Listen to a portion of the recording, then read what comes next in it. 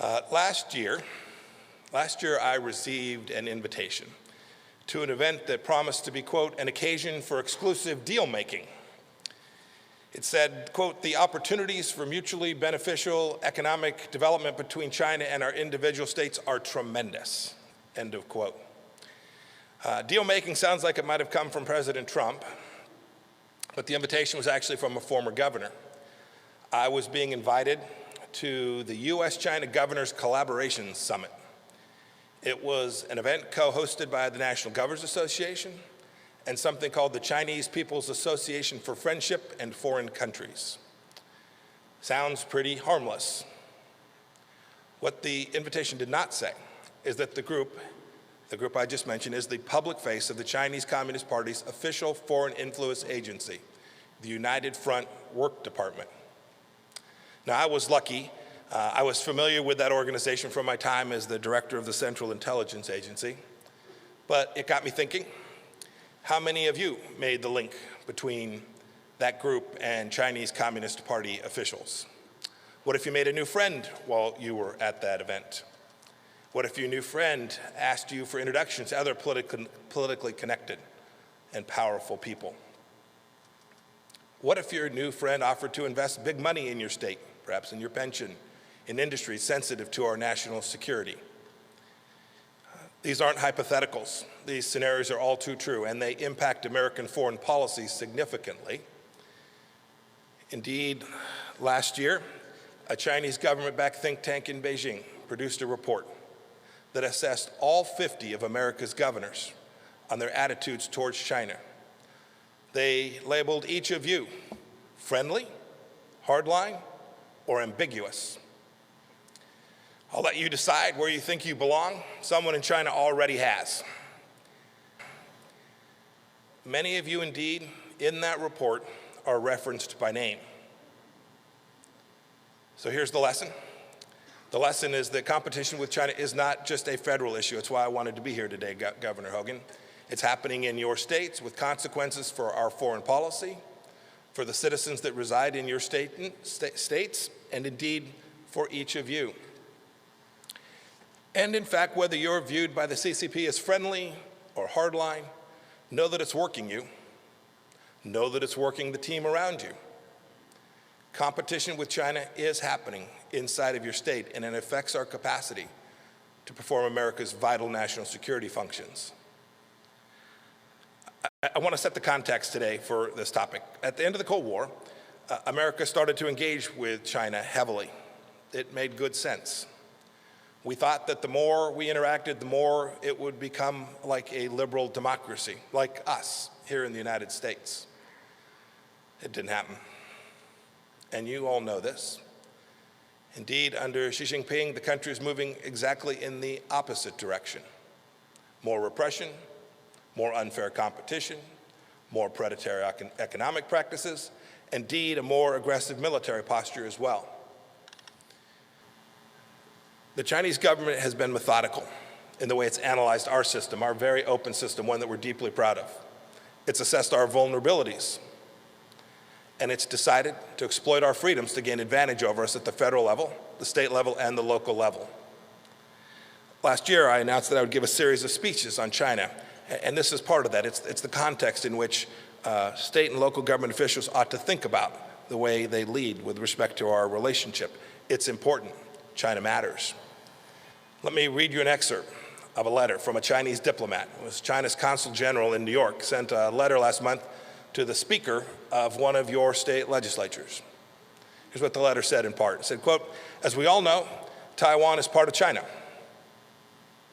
Avoid engaging in any official contact with Taiwan, including sending congratulatory messages to the electeds, introducing bills and proclamations for the election, sending officials and representatives to attend the inauguration ceremony, and inviting officials in Taiwan to visit the United States. End of quote from the letter. Think about that. You add a diplomat from China assigned here to the United States, a representative of the Chinese Communist Party in the New York City, sending an official letter urging that an American elected official shouldn't exercise his right to freedom of speech. Let that sink in for just a minute. And this isn't a one-off event. It's happening all across the country. Chinese consulates in New York, in Illinois, in Texas, and 2 in California, bound by the diplomatic responsibilities and rights of the Vienna Convention, are very politically active at the state level, as is the embassy right here in Washington, D.C. Maybe some of you have heard about the time when the Chinese consulate paid the UC San Diego students to protest the Dalai Lama. Or last August, when a former governor, Phil Bryant of Mississippi, received a letter from a diplomat in the council's office in Houston threatening to cancel a Chinese investment if the governor chose to travel to Taiwan. Phil went anyway. Last year, a high school in Chicago disinvited a Taiwanese representative to serve on a climate panel after Chinese pressure. You know, it's one thing to pressure the Secretary of State of the United States of America. It seems quite something else to go after a high school principal. It shows depth. It shows systematization. It shows intent. Chinese Communist Party officials, too, are cultivating relationships with county school board members and local politicians, often through what are known as sister cities programs. Look, this Chinese competition is something you all know. It sits in the back of your mind, but you have many duties, and you are busy people. But this competition is well underway, and while these might seem like local matters to some, the cumulative effect is of enormous national importance and international significance. The FBI director, and I think the Attorney General too, talked yesterday about something called the 1,000 Talents Plan. It's a plan to recruit scientists and professors to transfer the know-how we have here to China in exchange for enormous paydays. The program's probably targeted campuses in your state. Indeed, the Department of Justice has indicted professors in my home state at the University of Kansas and at Virginia Tech and at Harvard. A Texas A&M investigation reportedly discovered more than 100 academics participating in Chinese talent recruitment plans. Only 5 of them had declared that they were participating in this program. And goodness knows what else we've not discovered. I know you all have power over pension funds or the people that run them. As of its latest public filing, the Florida retirement system is invested in a company that in turn is invested in surveillance gear that the Chinese Communist Party uses to track more than 1 million Muslim minorities. California's pension fund, the largest public pension fund in the country, is invested in companies that supply the People's Liberation Army, that puts our soldiers, sailors, airmen, and Marines at risk. And as is the case for many Chinese companies too, no Sarbanes-Oxley. Their books are not wide open. So it's difficult to know if the transaction that's being engaged in is transparent and fair and follows the rule of law. Now, all of these things may well be legal, but the question is, do they demonstrate good judgment and preserve America's national security? I want to urge vigilance on the local level too. In the District of Columbia, there have been concerns raised that the new metro cars manufactured by China could be vulnerable to cyber threats. So again, it's worth trusting but verifying there are federal officials prepared to help you work your way through these challenges when they arise. Don't make separate individual deals and agreements with China that undermine our national policy. I know none of you would do so intentionally. Let us help you make sure we're getting it right.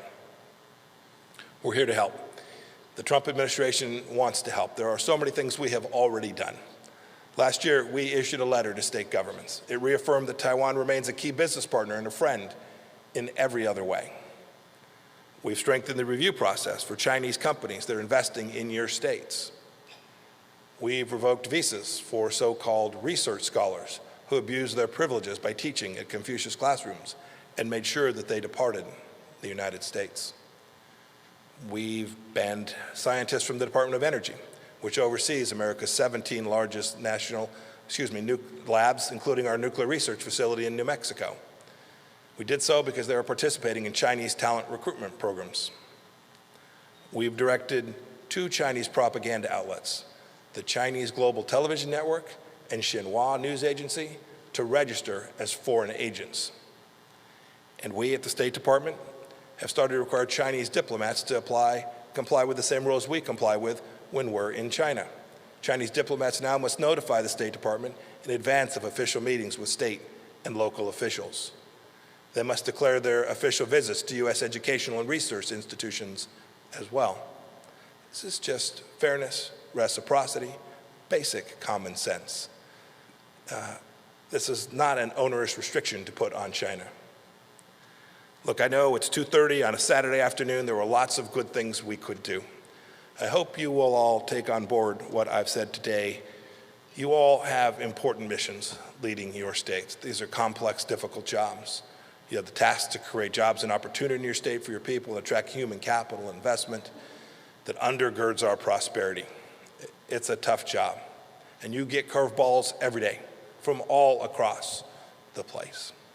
But don't lose sight of the competition from China that's already present in your state.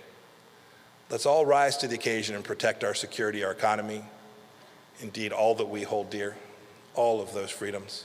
It's what leaders must do. It's what we do as Americans.